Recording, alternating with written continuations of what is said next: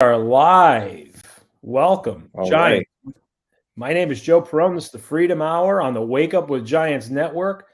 I'm an entrepreneur and a strategist, and I help business owners and professionals design the life of their dreams. This show was designed to help you overcome the biggest roadblocks to your dream life.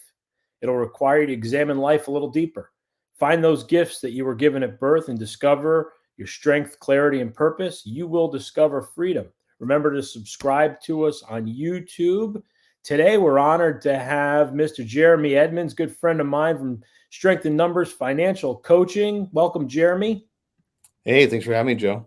Yeah, let me tell you a little about Jeremy. He's an entrepreneur with 11 years of professional coaching experience, over 3,400 hours of in-person sessions as of April of 2022.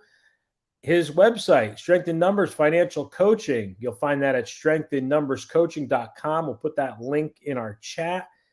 He helps coach individuals and couples from all backgrounds and financial situations. He serves corporate clients with holistic financial wellness programs and individuals with personal coaching.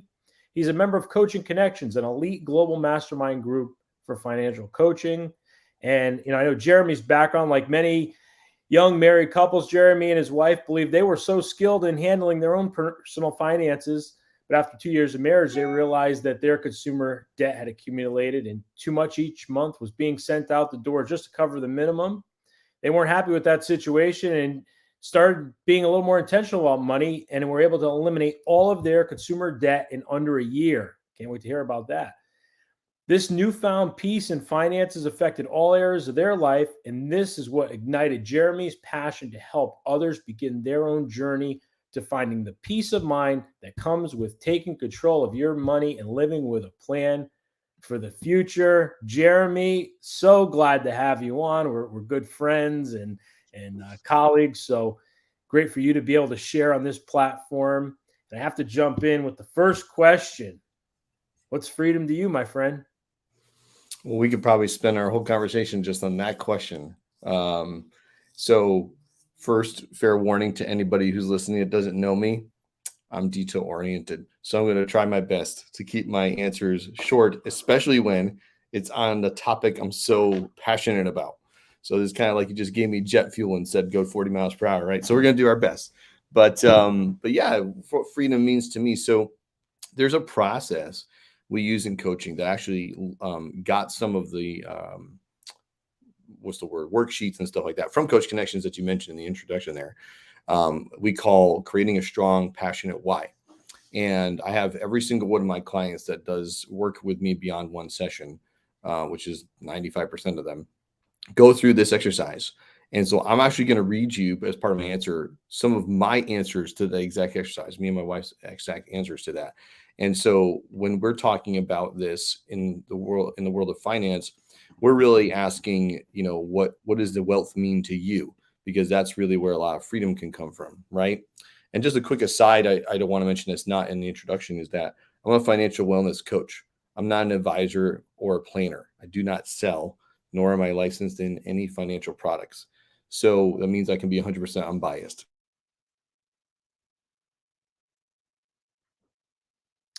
I think Jeremy's feed paused. That's okay. We'll get him right back on.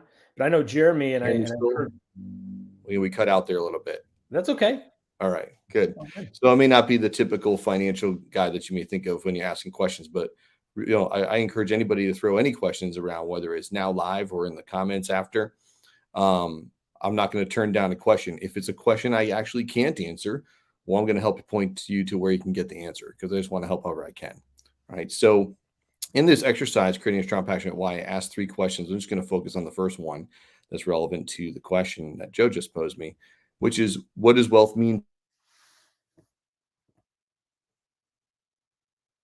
When these internet things happen, you always know that it's a powerful message when these internet little glitches happen.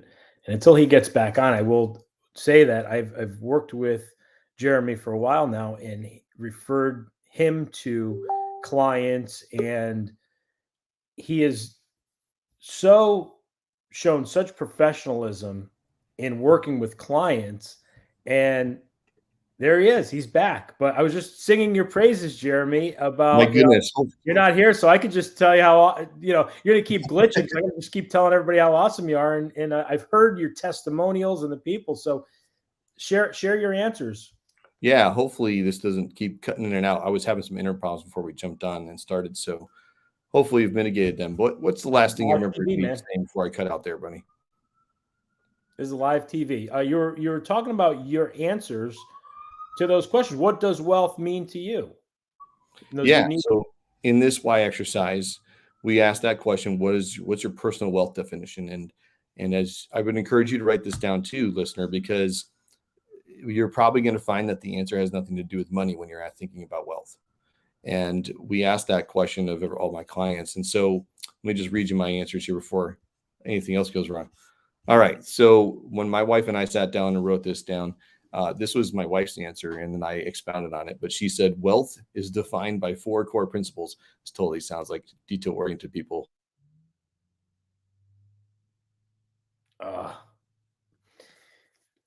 Jeremy's going to tell us his 4 core principles. All right. Stability, security, flexibility, and generosity, 4 core principles. Stability means not having to worry or stress about where we live, how long we will live there, where the kids might go to school, etc. Security is having things in place that provide stability, like a house, retirement, etc.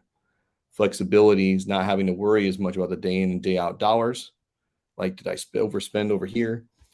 Not having to worry if there's enough in the budget to do something quickly when you need to make a fast decision, and also time to just live generously. Generosity, I skipped a line, sorry.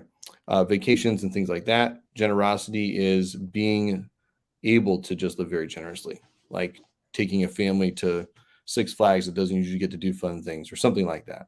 Ways that you can give out. So that's to us how we define wealth. And I mentioned in my part of that, I said I echo all that and also add that wealth is freedom. Freedom of time, money, and freedom to focus on what's important, whether that's being present in a particular moment or free of worry or living simply so there are less obligations and demands on our time and energy, or even just simply the financial flexibility to just swipe your debit card and go make it happen, right? So that's our long answer. But yeah, you can see your freedom is a core part of that. And when you think of stability and security and all these things, it's really rooted in freedom. So when we talk about what does freedom mean to me, I think of these answers. It's not even wealth, right? It's stability, security, flexibility, which is key component of freedom, obviously, and generosity. Those are the 4 kind of pillars I think of when it comes to freedom. Freedom in what? Freedom in what areas, right? You could have freedom in one area of your life and be bound and weighed down in other areas of your life. So I've tried to really think holistically about it. Great answer, Jeremy. And I know we have a lot of solopreneurs. We have a lot of business owners that subscribe to the Freedom Hour and watch the Wake Up with Giants network. So I'd like for you to tell us about your journey as you started out as an entrepreneur. You obviously were passionate about the products that you saw out there in the world, and you knew that you could do something a little bit better. You had the formula that you use with Strength in Numbers Financial Coaching to help other people get out of that debt, get out of that struggle. And, you paid off consumer debt in a year. So tell us, how that began and how that turned into a business for you.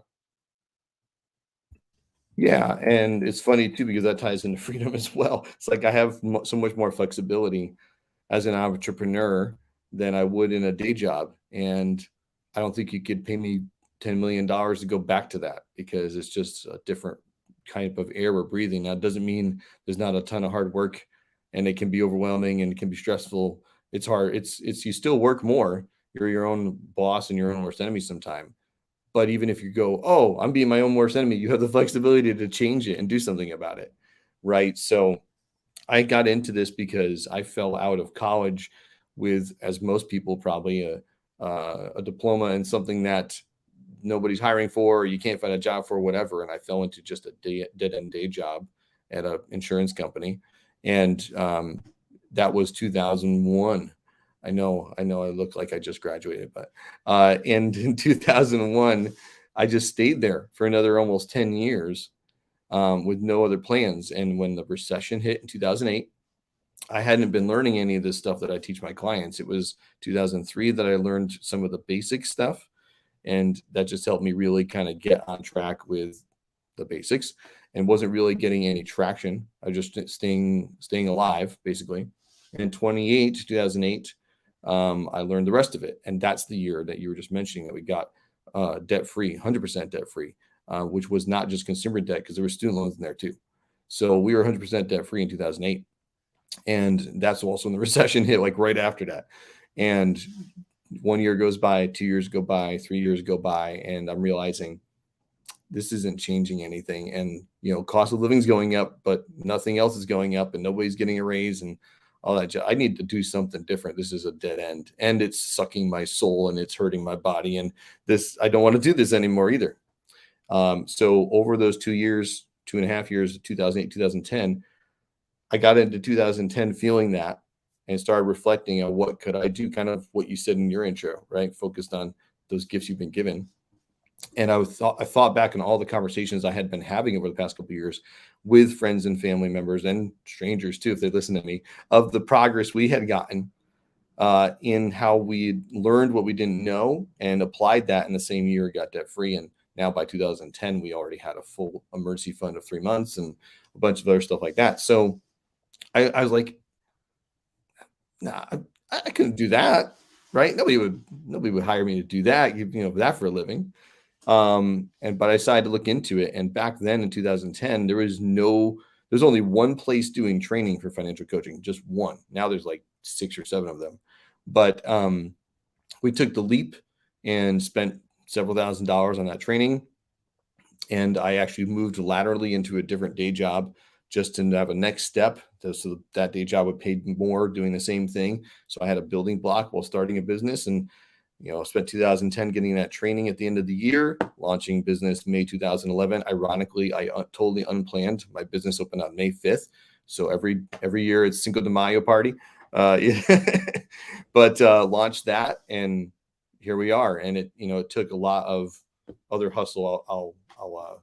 I can tell you later to not answer this question now, but it really took that moment in my life of going, we had stability we didn't have before because of the same principles and stuff that we've learned and now teach clients. And the inflection point of the recession was the wake up call of this is going nowhere. And, the perk is I now am able to do something I love, not just something that you get paid for. Right. So I get the marriage of those two, so that's kind of the mostly short story. I left out some details for sure. And there's a lot more that happened after the business launched in 2011. But, that's what led me to that decision, is being sick and tired of the work environment and all the drama there and all that stuff, and going, what can I do different? Because financially, this is going nowhere. And that was kind of the clincher. And I know you from knowing your story, but you got super, super clear on what you wanted. And you and your wife, you sat down and you were able to get so focused and clear on what it was, what was success, what was wealth. And, as you're working with clients, I know part of your process is getting, them to identify this as well. And you have a phenomenal Instagram and Facebook page. I see your testimonials and your customers posting their success stories on how much money that they've been able to pay down or get out of debt, and the freedom that's come with removal of those debts. Yep. Can you walk me through a little bit of how, when somebody comes into your office and you have that first consultation with them, what does that look like? What are the steps you take them through to get without spoiling anybody? Because we do want people to book with Jeremy, but people want to book with you. People they resonate with this. They say, yes, I want that freedom that Jeremy's talking about. So get them off the ledge and get them into your world for a minute. Yeah, well, I'll definitely give you a really short preview of what that session is like. And I want to pass on a tip too, because my mantra is serve first, or add value is another one that's really in my brain all the time. How can I add value? And so, in strength and numbers, we serve first and support second and save and sell last. Like it's very focused in that way. And so what you're referring to, we call that jumpstart session. Excuse me, because I want to help you get jump started in the right direction, whether it involves me or not. And I've had some sessions where I've had couples fighting one another, and just the free jumpstart session gives them enough clarity to get on the same page and reframe the conversation, and they're good. Like, awesome, we just saved a marriage. Check. Like, because those are the 3 core reasons I do this, is to break the paycheck to paycheck cycle. 78.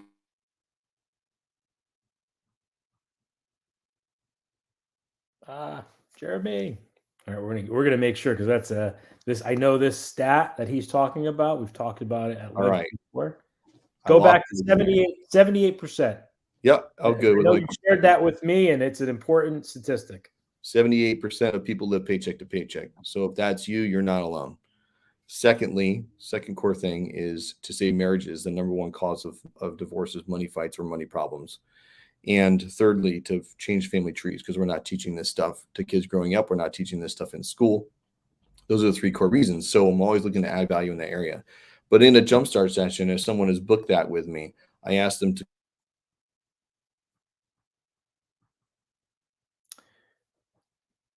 Jeremy. Well, I know many of my clients have gone through jumpstart sessions, and Jeremy has helped them in those jumpstart sessions. I know he has a powerful tool here, and this is probably why you keep getting your internet connection. I don't know what's going on. Yeah.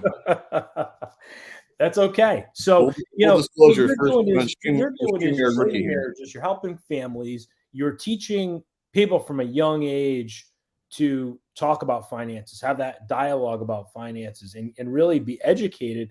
And I'm curious, because we've talked about this before, the why. Why aren't we teaching this stuff in schools? Why aren't we teaching this stuff at a young age? What are your theories on that?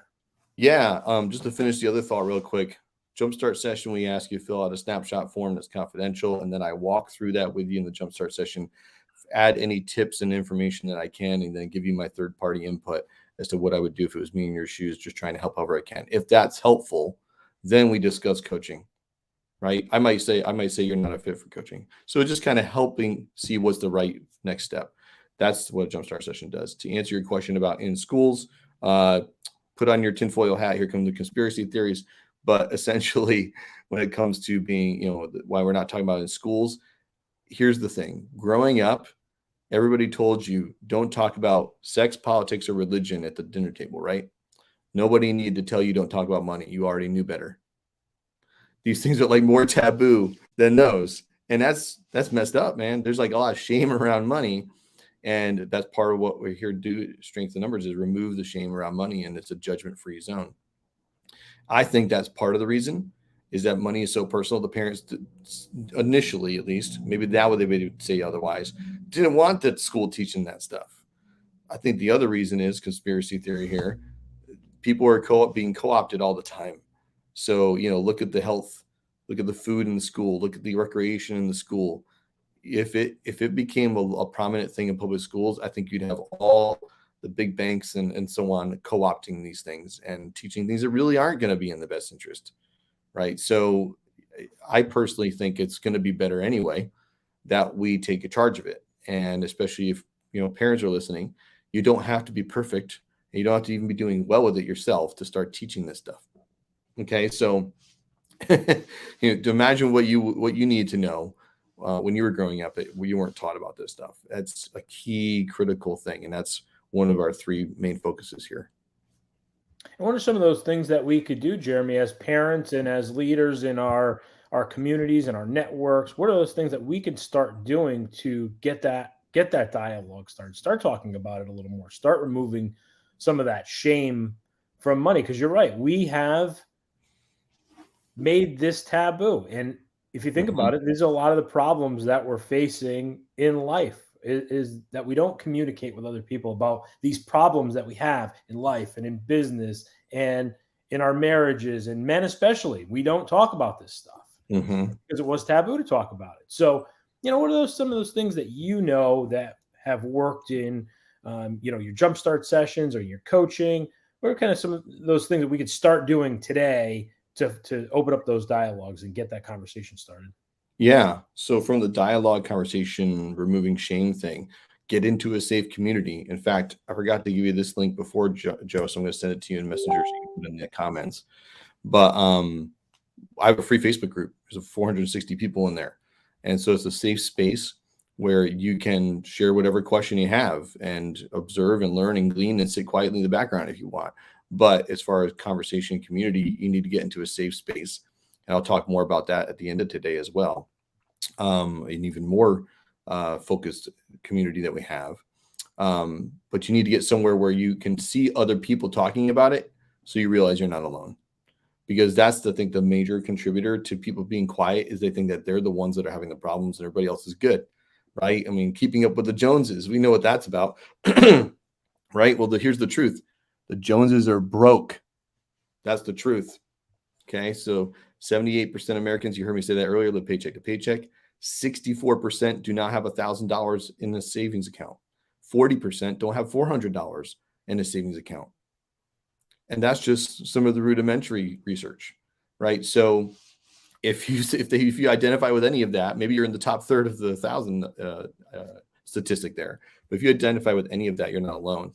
And I think because it comes back to we have not taught this stuff. We are missing the foundations of this stuff. We got everything in the culture telling us do this, do this, do this, do this. You can find a glut of information on the internet about what to do about your finances. Most of it's missing a lot of the foundational things that we all need. And most of it's not a step-by-step. It's not like do this, then do this, then do this, then do this. It's a glut of things and you're supposed to somehow figure out how to be doing all of it at once. That's not going to get you any traction, right? So get into a safe community, find a system that works, and take, that gives you a clear step-by-step so you can know clearly what to do. And then you also know you're making progress, because here's the thing. You're not a machine. You're not a robot. You're a human. And the majority of this personal finance is behavior and mindset. That's why we call it personal finance, because it's personal. And so it's one of those things that, you have to really zoom out and get perspective. If you're just looking in your situation, you're going to feel despair more often than not. So true, Jeremy. And I'm seeing in the comments, yes, we really appreciate that you are reiterating that many people are struggling, and that people that could be struggling, they're not alone. And that's why the Freedom Hours here. This is why Strength in Numbers is here, to get this word out to help people. That's why you started your group. That's why the Tribe of Giants was created by Nick and Ryan. These are resources for you, to help you, and to know that you're not alone. So, Jeremy, I just honor you and appreciate you for what you're doing. And I want to pivot for a minute, because I know you do, the individual wellness programs, but for personal finance. But I know you do corporate ones as well. Would you share with us some of the corporate success stories you've had where you've been brought into companies to help them? Yeah, that was a little harder to share without some slides and numbers to show the back of the data up. But essentially, the way corporate financial wellness works, and this is becoming more and more of a buzzworthy thing, but I've been doing it probably for 6-7 years now, is it's a structured financial wellness program for the company to offer their employees to help with the employees' personal finances, including the staff and leadership at the companies, not just for the rank and file type folks. So, that's really catered to what they're looking to accomplish. So just like there's a jumpstart session for personal clients, I have a discovery session with companies to talk about what it is they're experiencing, what are they hearing, what are the pain points they're hearing from their employees, and then put together a curated program for them. Most of the common pain points are that people are coming in asking for raises, or they're asking for a temporary emergency financial assistance. That's typical. And you may be like, oh, that's just the poor person over there that I know is poor. No, this is like the majority of people coming and asking. And it could be one situation here, one situation there. But when you're on the receiving end of that, it feels like it's nonstop, even if it's just one person that did that every 2 years, right? So That's the majority of what they're usually experiencing. I had the honor of working for a season with a steel company not too far from where I live. And the dynamic that was happening there, and God knows what happened to them with when the coronavirus hit, my goodness. But just from the 2008 and 2012 recession stuff, they would have the production completely stop for steel production. And everybody that works there is, I'd say 80% of them are on the floor, not in admin staff. And those who are working on the production floor, that's half their pay. So they'd make $20 an hour and another $20 an hour in production pay. So when production stopped, their pay would get cut in half. And they would have 1, 2, 3, 4. I had one person that had 5 401k loans coming out of their paycheck.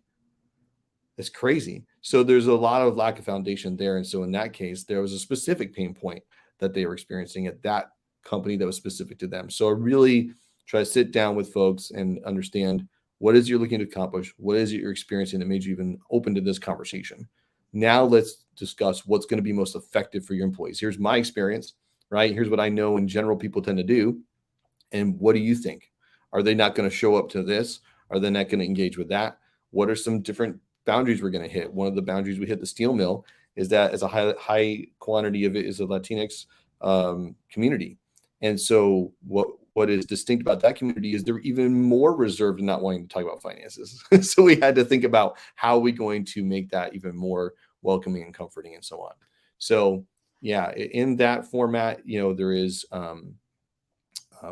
group workshops that we do, as well as I do one-on-one coaching, certain number of sessions, whatever package again they want to put together. And then I'm also working right now in the background over the next probably year or so, taking my existing online program and seeing if we can create a workplace edition for that as well. So it all depends again what you're trying to accomplish. But yeah, I've been all over the place. It's been you name the kind of company. It's been interesting because there's so many unique solutions needed. Well, and it's needed because you said 78% of people are living paycheck to paycheck, and it affects so many people. And can you give us some recent examples of some clients where on the surface they were living that life that looked like they looked like the Joneses, but when they came to you, you saw what the picture actually looked like. What was that doing? What was that doing to them? What was that doing to their, that social status they had? What were the problems and the pain that they were facing? Yeah.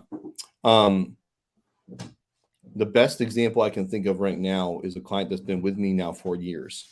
And let me just make a quick pause here and say for anybody listening now or later, if you have less, excuse me, than $550,000 of student loans, you're not the worst case I've seen.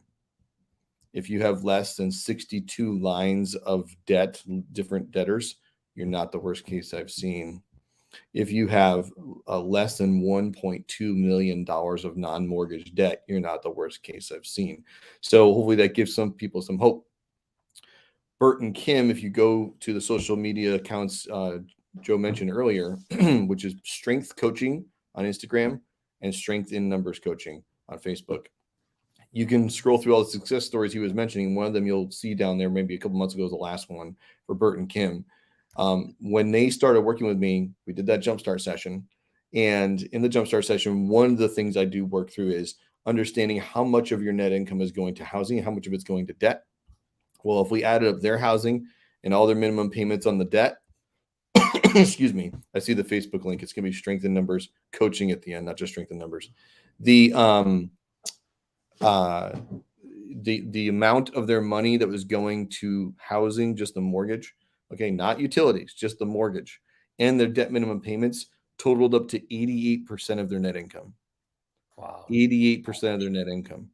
And I was very straight with them and said, guys, you can't afford to hire me for anything, period. You can't. Like, you don't have the ability to do so. But that's not my decision. That's your decision. I can tell you that this is going to take probably 2 or 3 years to clean up, if not longer, but no less than that. And with intention and focus, I know exactly what we need to do. Not everything, but I can see the major building blocks right now. And it's up to you. If you want to decide to invest in yourself, let's do this. But it's going to be a lot of work, and we can do it. And they decided to take the leap. And, fast forward 2 to 3 years, they've paid down over $100,000 of student loans. Now it's 4 years. They paid over $100,000 of student loans off. They paid off all their other non-student loan debt, which was over $100,000.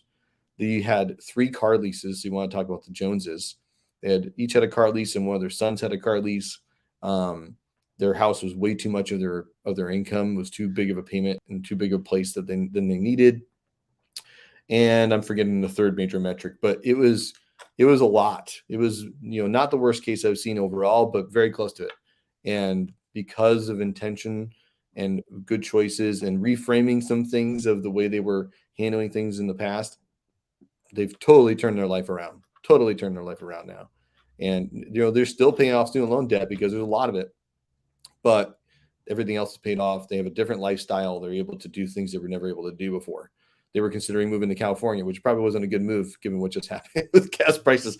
But, there's a lot of different things that you can consider that you're open to you when you have this in place. And one analogy I use often is that money is like your central nervous system, or your spine more accurately, which is part of protects your central nervous system, right? Any chiropractors listening to this are going to be excited about this analogy. But if you think about your spine, right, if it's not properly aligned, you're going to have pain points. You're going to have pinches here and bad signals here and all that stuff. And so someone could come to me and go, in this proverbial example, my wrist is hurting. But I can see that it's not the wrist that's the problem. It's the nerve, and the origination is here. And the problem is this is out of alignment. And if this is in alignment, this pain goes away, right? So finance is a lot like that. It's not the most important thing in your body. You could be paralyzed from the neck down, still be alive, and still be very intelligent, right? It's not the most important thing in your body, but it's critical, really critical. And if you don't have it in alignment, you're going to feel all these different things everywhere. And so when you've got these things in alignment and you're living according to solid financial wellness principles, and you're thinking from that mindset that's focused on your why that we talked about earlier and what your goals are, that you're actually not just living to survive. You're living because you're building a life. And that life is encompassing your needs, some of your wants, and your goals. If you're just doing needs and wants right now, you're not getting any traction because you're doing nothing towards your goals, right? So that's part of what we do in Strength in Numbers, is really get that holistic approach and change of mindset, so that now life is totally different, right? And I'm not saying you have to eat dog food. I'm not saying that. It's not like you necessarily have to live hand to mouth to get traction, but it is that the way you approach things before has radically changed. And because of that, you see fruit, right? So I'm going to stop because I could give lots more stories, but keep going. What I really want to ask you is, what about the people that might be on the fence? They might say, "Oh, I'm good," and they might have the 3 leases, or they might have the 2 leases, and the little bit bigger house than they actually need, and that that extra lifestyle that they need. Those people that might not say, "Hey, that's me." What are some of the warning signs? What are some of the things that they're seeing and in their life that they'd come to you and say, "You know what? Before this becomes a complete crisis, let's bring Jeremy in and take a look." Yeah. Before I forget, this is a good place to insert the tip I was going to give earlier. Then we cut out and got kind of distracted by the connection problems there. Here's my number one tip. If someone came to me and said, "You're going to have 1 minute with this person, you're never going to see them again," what's the number one thing you would tell them to help improve their situation? And that is this: start writing down everything you spend. Just start writing it down. You don't even have to track anything. You don't even have to create a report or total things up. Just start writing it down. Here's why: you're disconnected from what's going on. You're distracted. You're busy. Well, our culture is a cancer of busyness. And the number one problem is you're disconnected from where your money is flowing. It's called cash flow currency for a reason. Start writing everything down just for now, right? You pay a bill online, write it down. You go to Starbucks, write it down. And here's the second part of it. It's the same tip, the second part. Do it right then. Not the end of the day, not the end of the week, not at the end of the hour. Before you walk away from Starbucks or at least pull out of the parking spot, write it down. because it's getting your hands, your eyes, and your brain connected in that moment to what just happened. I guarantee right there that one thing is going to get you traction. Guarantee it.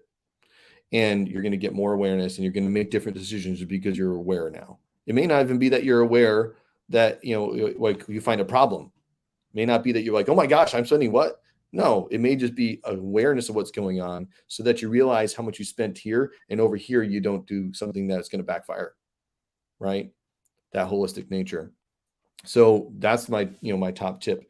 To your question about warning signs, here's the thing is that we as humans don't like change, right? So I've learned from these years of coaching that there's only two reasons anybody changes.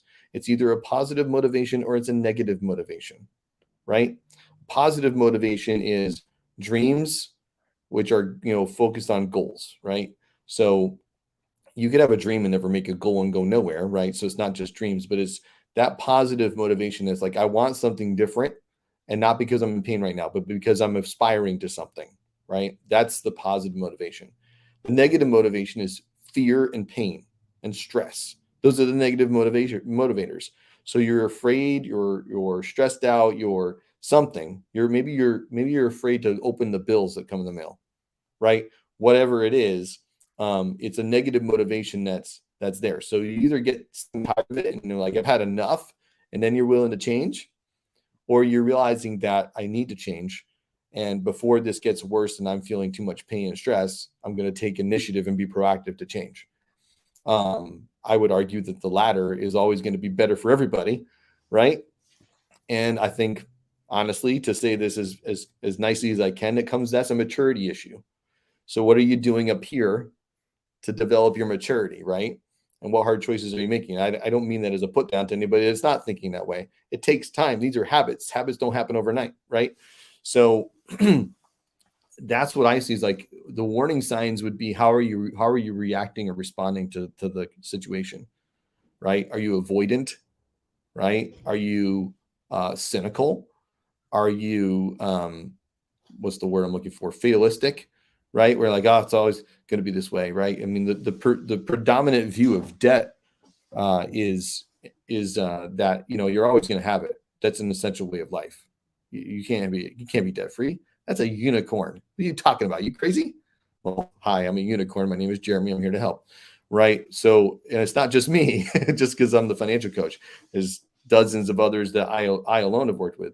So, understanding that when you have hope that there can be something different, that's going to be a positive motivator. That's, going to get you focused in the right direction. If you're waiting till it hurts too much, it's going to be a bigger mess to clean up, and it's going to be harder to do.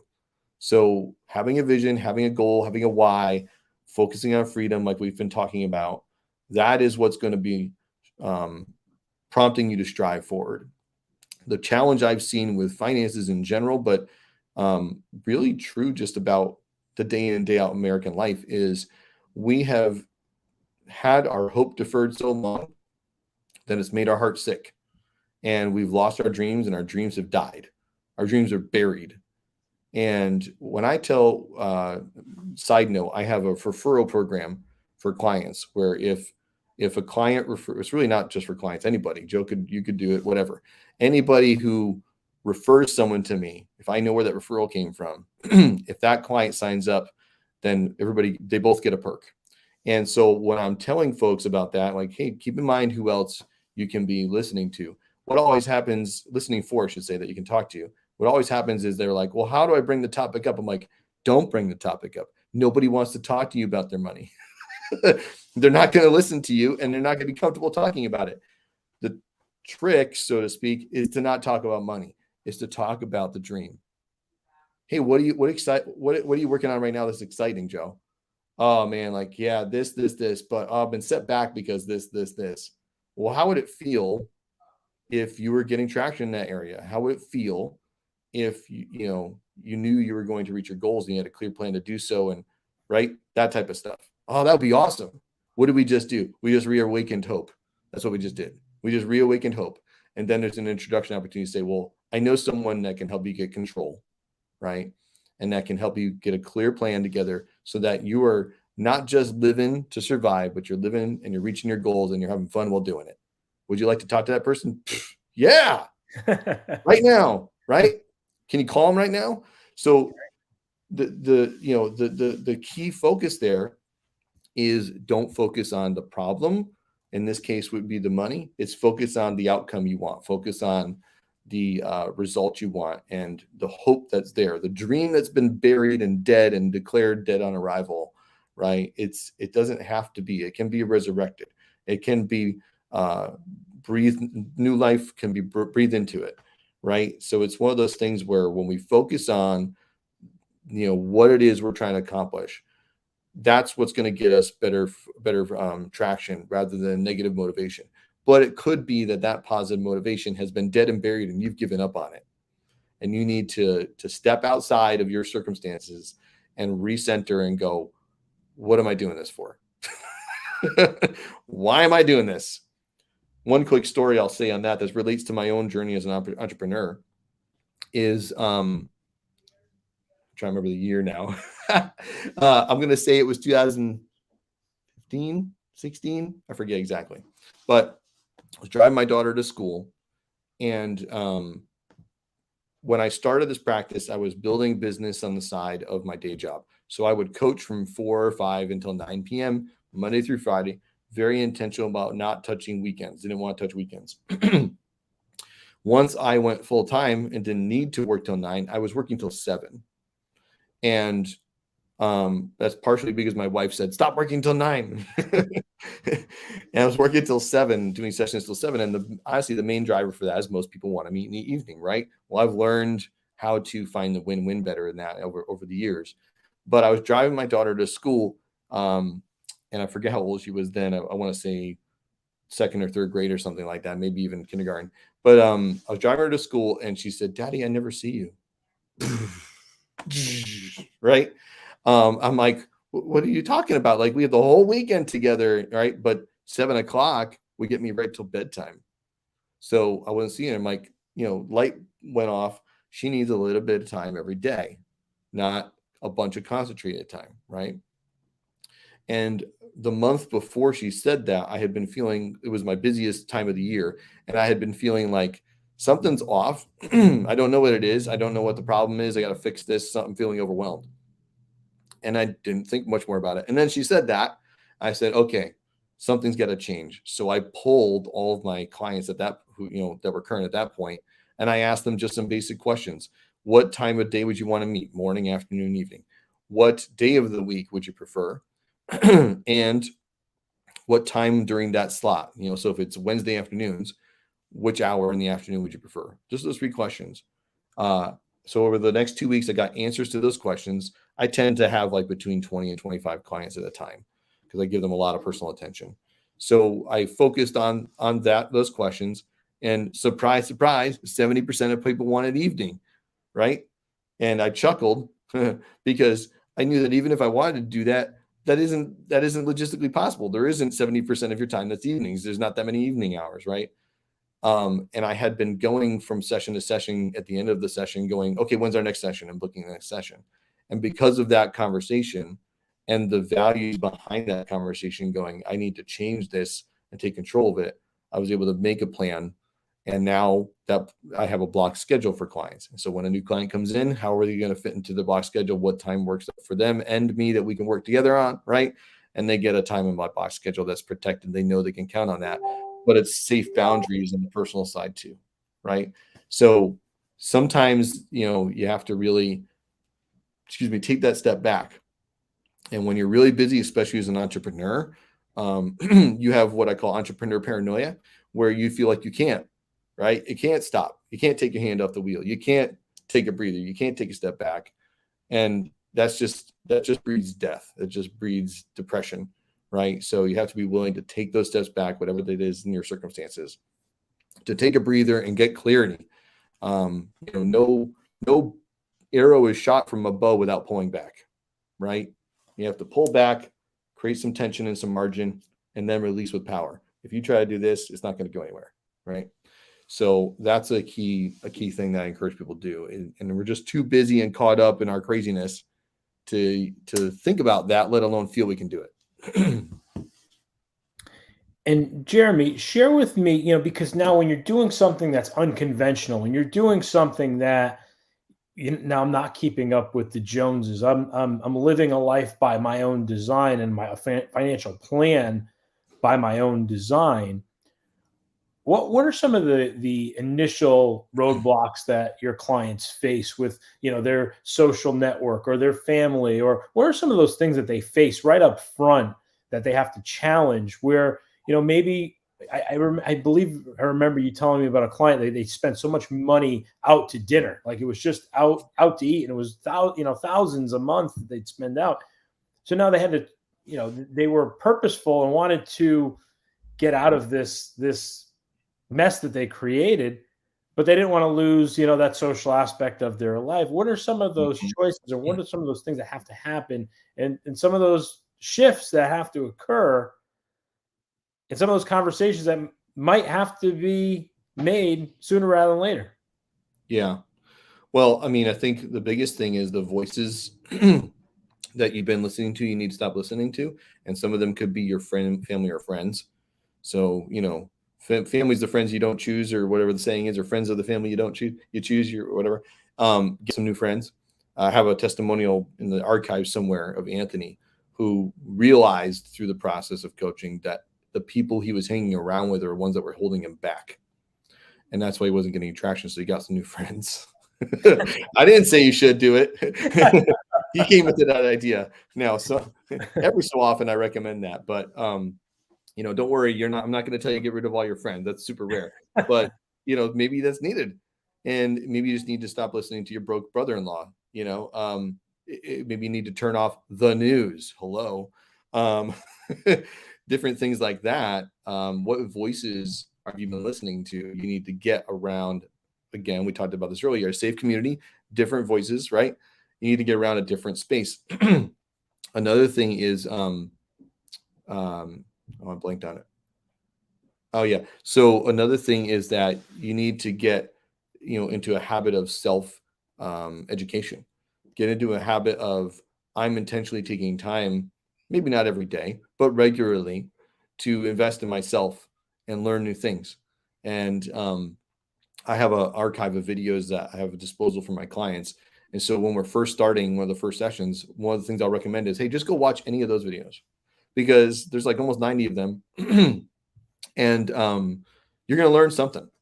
And it might probably be a topic we'll cover later. And then when we get to that, we can spend less time talking about it too, because you're already ahead on that topic and you can just clarify and tweak and move on. Right. But I want to breed in them the discipline of regularly self-educating. Right. And then to the testimonial you mentioned, thankfully it wasn't thousands. If it's the one I'm thinking of, it was $587 per month that George was spending on eating out. And he had no idea what he was spending on anything else. He wasn't spending on, he didn't know what he was spending other than rent. And by 4 months into coaching, he had a spending plan. I use that term for a reason, a spending plan for all of his dollars. And he himself has set the goal of 175 for eating out, because he's like, that is ridiculous. And I'm not getting any traction towards doing anything. In his case, he wanted to pay off debt. And then he lowered it himself again to 125. I did not recommend either of these numbers. By the end of month 4 of implementing his spending plan, he was on plan the whole month with everything, including the 125 for eating out. And that month he paid $900 on his car. So, there's a lot of power with focus and a plan. Real quick thing about spending plan I want to say real quickly, because I was mentioned spending and budget and all that stuff over the hour. Let me just say this very loud for everybody here. Spending's not evil. Spending's not the problem usually. Okay. Yes. Now you can have some bad spending habits. Yes, that's true. Right. Confessions of a Shopaholic and all that stuff. Spending isn't evil. If you were going to save 25% of your income, guess what? You're going to spend the other 75%. Spending is not the problem. Spending without a plan is the problem. Spending without a plan. And so if you don't have a plan for that 75% in that example that you're going to spend, you're probably not going to stay according to the plan, and it's going to backfire somewhere. Now, you could be overspending in some area, sure. but it's not usually the problem. The problem is, like I said earlier, attention, right? Start writing down everything you're spending. Spending without a plan is not going to get you where you want. And a spending plan or a budget or a cash flow plan, whatever you want to call it, it's not a list of your bills and groceries and gas. That's not a budget. That's not a spending plan. Every dollar you make has a plan. What are you going to do with that? And you may not know how to budget in certain areas. That's okay. You're not going to know right off the bat. Most of the work with this stuff is up front. It takes time. It takes 3 to 6 months to get 80% of the kinks out. And it takes another 6 months up to that total year to get most of the rest. You're never going to get 100%, but you're going to get most of the rest of the kinks out and get really into a groove, right? So that's the problem, is most people aren't willing to put in that hard work, or they're discouraged and don't have the support and accountability to make sure they follow through and keep doing it. And so they don't get the results because they put a seed in the ground and then they're like, come on, grow already, right? And then they wonder why it doesn't grow. So it's true, it doesn't change, and it's true of money as well. So spending without a plan is the problem, not spending. Spending's not evil, right? And then also, you can reach your goals while having a life. Now, some people are so overburdened because of the life they already lived on credit or whatever, that now they're paying that back, right? So maybe they don't have much life for a little while. That, honestly, I find is rare. I'd say 10% of people I've come across, and I've had over 250 unique clients myself that I worked with intently, not to mention the people I've talked with in workshops and all those other venues. But 10% maybe of them don't have enough income. 90% of them have the income and just don't manage it well. And that's the problem, is that we're not paying attention and we're not having intention. So I say all the time, like, there's a bunch of drinking games in my practice. We're like, oh, he said it again, take a drink. Is you got to be proactive, not perfect. And you got to have attention and intention. If you have intention, but don't pay attention, you're not going to succeed. If you pay attention, but you don't have any intention, you're not going to succeed, right? So attention and intention, be proactive, not perfect. If you figure out how to be perfect with budgeting, let alone the rest of personal finances, come take my job, because call us up. If you're perfect, give us a call. We'll have you on the Freedom Hour, and we'll learn from you. Exactly. Jeremy, last words. I know you just dropped a lot of gold. I'm looking at the chat. Yes, so much gold here, Ryan Morris. And where can people find you? How can people get in touch with you? I posted your Facebook, your Instagram, website, your Facebook group. Get that snapshot. Yeah. So there's a couple different ways to interact with me. And so, you can just send me questions on social media, right? DM me or leave comments on posts or anything like that. You can get plugged into the Pay Attention Not Payments community, which I can't remember if you shared that link in the chat yet or not, but the Pay Attention Not Payments Facebook group, you can plug into that. And now it's going to get you even more engaged in resources and more of my personal attention, because I'm paying attention in there, right? So it's hard to kind of look at every single social media post, right? But it's easier to look at a Facebook group. So you're going to give more attention there. As far as, getting dedicated attention, you can go to strengthandnumberscoaching.com and book a free jumpstart session. And that's just going to start a conversation. I might reach out by phone and just say, hey, so glad to connect with you. How'd you hear me? What you're going to accomplish. Can't wait to sit down for a jumpstart session. And then we have that jumpstart session that I described earlier and go from there. And if you're a good fit and you think I'm a good fit, great. Then we'll talk about the options. If not, I'll point you to somebody else, or I'll give you a tip, or at least give you a third-party perspective, right? And then go from there. It's funny because I've had so many different stories I could share of different ways that I've interacted with people, and it's always towards the end of getting your results. That's the most important thing, because cash gives you options. When you're operating within margin there, you've got so many more options. And then the other thing I would say is you can get on the wait list. I'm going to put this link in Facebook for you as well. Get on the wait list for the Smart Money Lab. The Smart Money Lab is my low-cost membership. And so I do one-on-one coaching, but because you get so much more of my time and attention, that's not as inexpensive as a low-cost membership. But my low-cost membership, Smart Money Lab, you can go to thesmartmoneylab.com and get on the wait list there. It only opens a few times a year. So I know currently the plan is right now, as of next month. We'll be opening sometime next month. I could change that because I'm house hunting, and if I end up having to be at a closing or moving, we might delay that launch. But get on the Smart Money Lab wait list. It's a very low cost membership where you can engage with the same material I teach my one-on-one clients in the first 6 months of coaching is there as a self-directed video curriculum. And then we have a private Facebook community that's not the free group. And we have weekly group coaching calls. So every Monday night. So you can jump on and we can talk through any kind of specific questions you have. We just spent this last Monday night talking about tips for eating out, how to eat out on a budget. What are the different ways that you make the most of your dollars while doing that, things like that. There's a different topic every week. So we've got, 70 different ones we've already done of those, right? So there's a whole wealth of resources you can tap into. So a bunch of different ways you can get engagement there and get resources, right? As well as ways you can set yourself up for the future too, right? By being in the community and seeing what else comes down the pipeline in there, as well as getting on the wait list for the Smart Money Lab. Jeremy, these freedom hours, they fly by, and you just packed in so much gold into this hour. I honor and appreciate what you're doing for people, and everyone that's listening, watching, please contact Jeremy. Get in touch with him. Get in his Facebook group. Get in a Jumpstart session. Like, Jeremy is the real deal. I know this man. I know where his heart comes from. He's a man of service, a man of faith, and he will help you get to that destination that you want to get to and help you clarify it if you're not sure. Jeremy, it's been such an honor, man. And, I have the luxury where I can see in person. So hopefully I'll see you soon anyways. Yeah. But for all those, just please connect with Jeremy. He's just such an awesome guy and a caring human. So thanks for being a guest on the Freedom Hour. Thanks for taking the last minute slot. I so appreciate you, my brother. My pleasure. You too. And thanks for being patient with the disconnect. I think we finally conquered it.